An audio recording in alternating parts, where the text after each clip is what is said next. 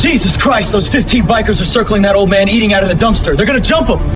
When 15 leather-clad bikers surrounded a trembling 82-year-old veteran eating from a dumpster, onlookers expected violence, but witnessed a miracle instead. It was a gray Thursday morning when Diesel first noticed him, a thin, elderly man in a faded army jacket, carefully sorting through the garbage behind the burger joint on Route 47.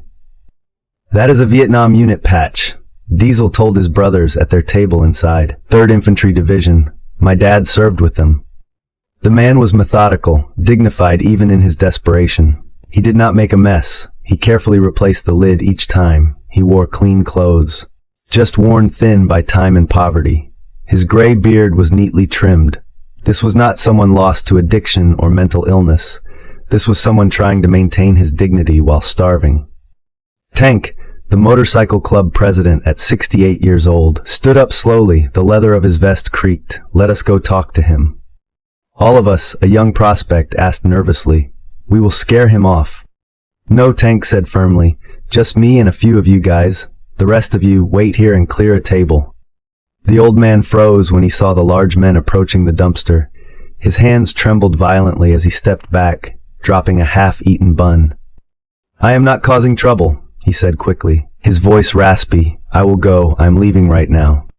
"Easy, brother," Tank said, his voice dropping to a low, gentle rumble. He nodded at the combat infantry badge on the man's jacket. "We are not here to run you off. When did you eat last a real meal, I mean?" The man's eyes darted between them, looking for a trap. "Tuesday. The church serves lunch on Tuesdays." "It is Saturday," Diesel said quietly, his heart sinking. "You have been living on garbage for 4 days. I get by." Tank took a step closer, hands open to show no threat. "What is your name, soldier?" Arthur McKenzie, staff sergeant, retired." He straightened his spine slightly, the muscle memory of military bearings still there after all these years. "Well, Staff Sergeant McKenzie, I am Tank. This is Diesel. We are with the Thunderbirds MC. And we have got a table inside with your name on it." Arthur shook his head, looking down at his worn boots. "I can't pay." "Did we ask for money?" Diesel said, a small smile breaking through his beard. "Come on. Our food's getting cold." Arthur hesitated, pride warred with hunger on his weathered face. "I do not take charity." "It is not charity," Tank said firmly. "It is one veteran buying another veteran breakfast. You would do the same for me, would not you?" That got through. Arthur nodded slowly. Yeah, I would." The walk into the restaurant felt like it took forever. Arthur's shame was visible in every step. He kept his head down, afraid to meet the eyes of the other patrons. But when they reached the long table where 13 other bikers sat, something shifted. Every single one of them stood up, not in threat, but in absolute respect. "Brothers," Tank announced to the group, "this is Staff Sergeant Arthur McKenzie, 3rd Infantry Division." "Hua," 3 of the bikers said in unison, fellow Army veterans recognizing one of their own. They made room for Arthur in the middle of the pack. Nobody made a big deal about ordering him food. Diesel just went to the counter and came back with 2 double burger meals, a hot coffee, and an apple pie. "Eat slow," a biker named Bear advised quietly, pushing the coffee toward him. "Been there, empty stomach for days. You gotta take it easy or you will get sick." Arthur's hands shook as he unwrapped the first burger. He took a small bite, then closed his eyes as he chewed.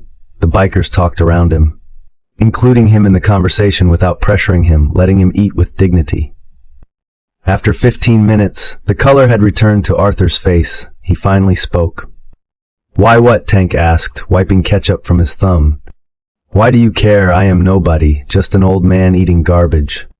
The prospect, barely 25 years old, answered, "My grandfather came back from Korea. He said the worst part was not the war, it was coming home and having everyone forget you existed. We do not forget." Arthur's eyes filled with tears. He wiped them away with a napkin. "My wife died 2 years ago, cancer. Everything we had, savings, retirement, everything went to medical bills. I lost the house 6 months ago. I have been living in my car until it got repossessed last month. My Social Security check is $837 a month. The cheapest room I can find in this town is $900. "Where are you staying?" Bear asked. "There is a bridge over Cooper Creek. I got a tent underneath. It is dry." The bikers exchanged dark glances. Tank pulled out his phone immediately. Excuse me for a minute. He walked outside, already dialing. Through the glass window, they could see him pacing, making call after call, gesturing aggressively.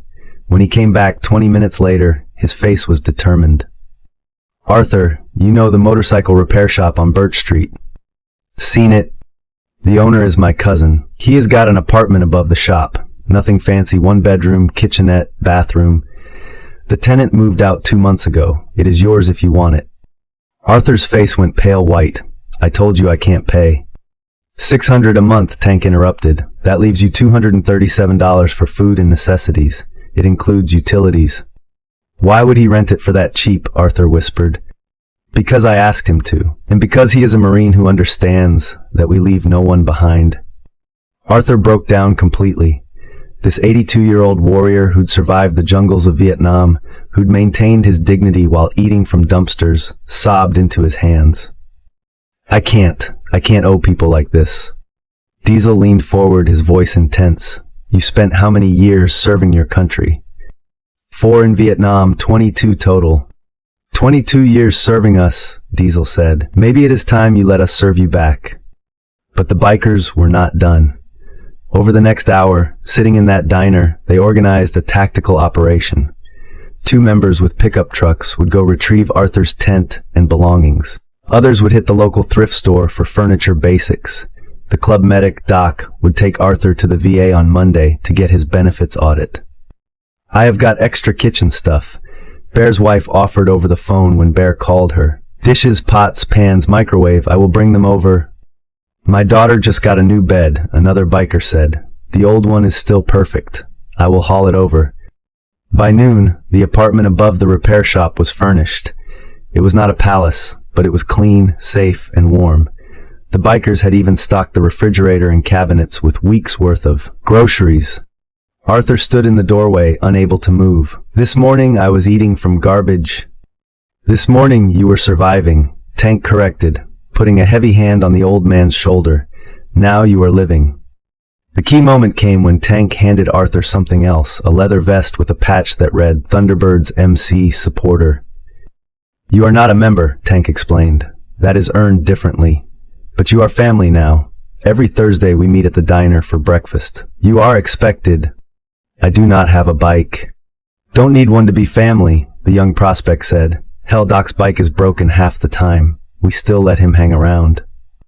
Hey, Doc protested, making the room erupt in laughter. Arthur fingered the patches, looking at the tough men surrounding him. I have not had family since Helen died. You do now, Bear said simply.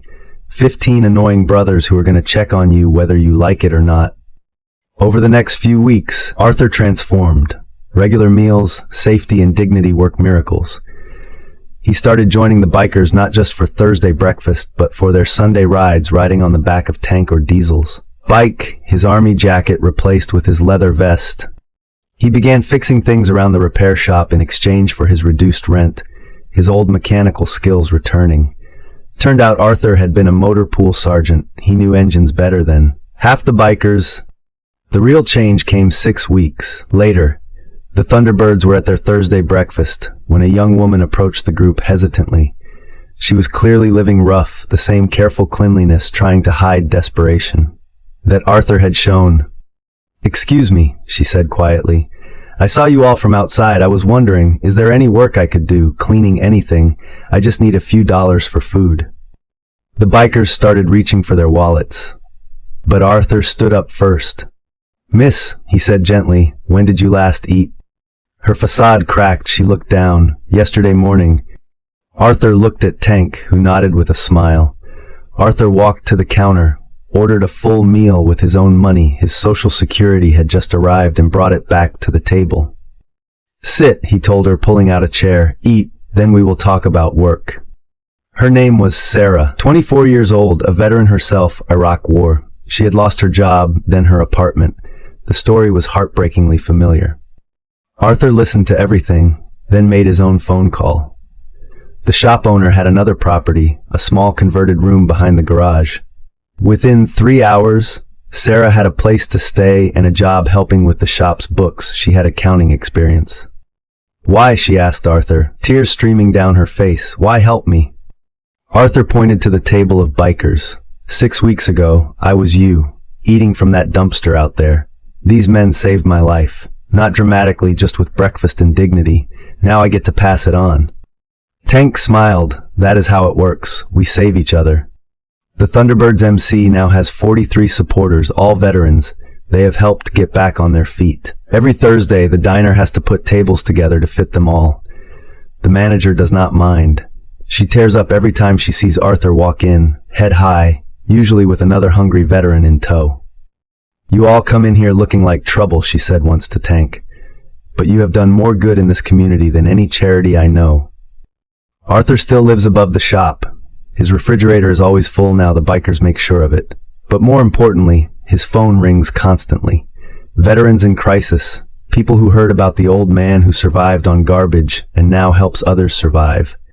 He answers every call the same way. This is Arthur. I have been where you are. Now let me help you get somewhere better. The Thunderbirds have a new tradition.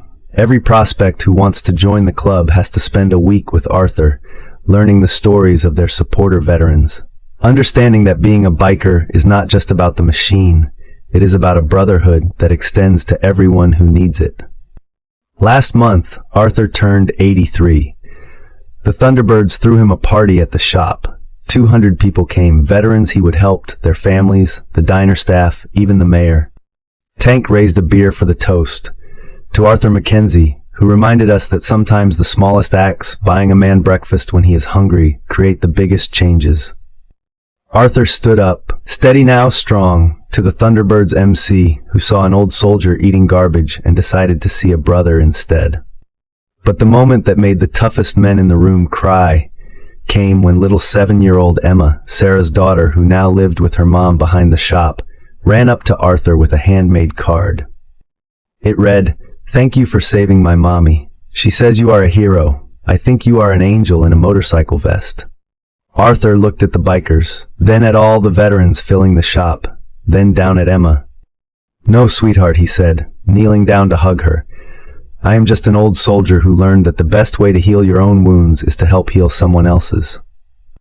Today there is a small brass plaque at that diner. It is by the door where most people do not notice it. It says, "At this table in 2023, the Thunderbirds MC chose to feed a hungry veteran. That small act of kindness has since fed hundreds more.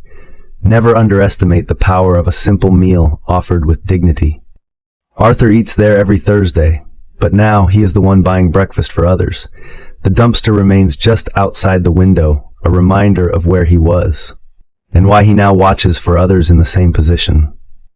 "You can't save everyone," he tells the new club prospects, "but you can save the one in front of you. And sometimes that one saves the next one."